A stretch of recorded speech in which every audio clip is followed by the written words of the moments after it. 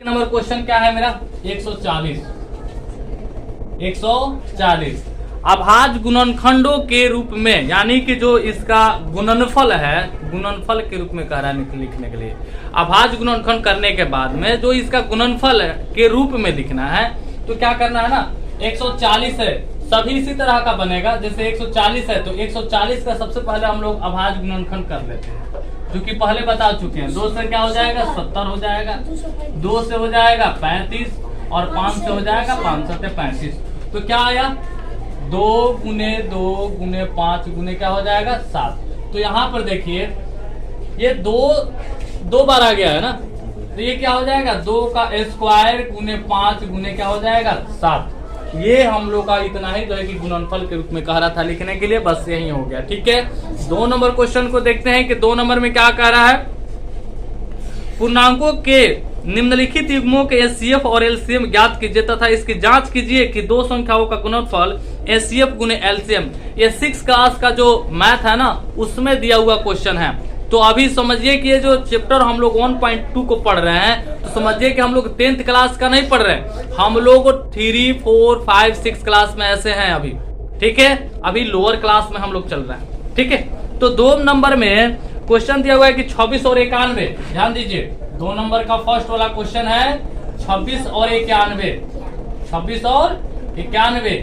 तो इसको क्या करना कह रहा है क्वेश्चन में कि एचसीएफ और एलसीएम निकालिए और फिर जांच कीजिए कि 2 संख्याओं का गुणनफल बराबर एचसीएफ गुने एलसीएम है।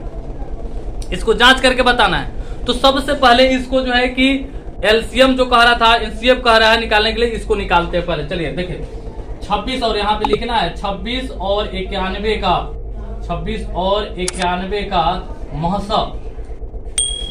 महसब यानी एचसीएफ। तो 26 और 91 का महसब हम लोग निकालेंगे ना, तो 13 आएगा, जो कि महसब निकालने के लिए पहले ही बता चुके हैं। उस मेथड से, उस विधि से हम लोग बना सकते हैं, कोई भी विधि, अभाज्य गुणनखंड, भाग विधि, कोई भी बना सकते हैं। तो 26 और 91 का महसब निकालने पर आया 13। फिर लिखेंगे 26 और, ये अगर ऐसे लिखेंगे एग्जाम में कभी नंबर कम नहीं आएगा, क्योंकि रूल्स से बता रहे हैं। 26 और 91 का अब लिखेंगे लहसब, क्योंकि हम लोगों को एचसीएफ और एलसीएम दोनों कह रहा था निकालने के लिए।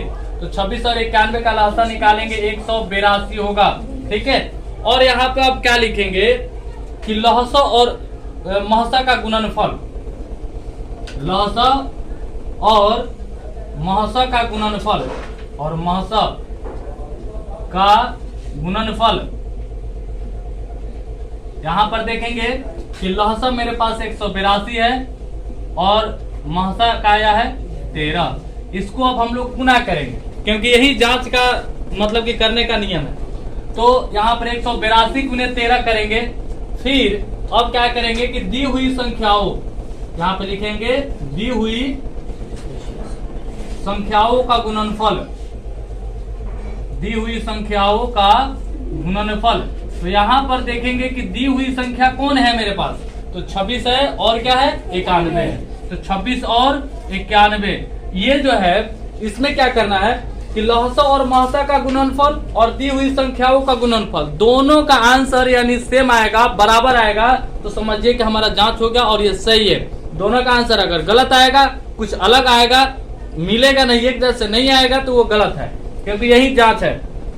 तो 182 और 13 में गुना करेंगे और 26 और 91 में गुना करेंगे और देखते हैं कि दोनों का बराबर आता है या नहीं आता। 2366 आएगा और फिर इसको भी गुना करेंगे तो 2366 ही आएगा। तो देखिए यहाँ पर दोनों मेरे पास इक्वल आया या नहीं आया, तो इक्वल आया। तो इसी को हमको प्रूफ करना था, यानी इसी को हमको जांच करना था। यदि अगर ये गलत आएगा ना, दोनों बराबर नहीं आएगा, तो समझिए कि कहाँ गलत है मेरा, तो कहीं ना कहीं महसा में और ना लहसा में कहीं ना कहीं गलत होगा।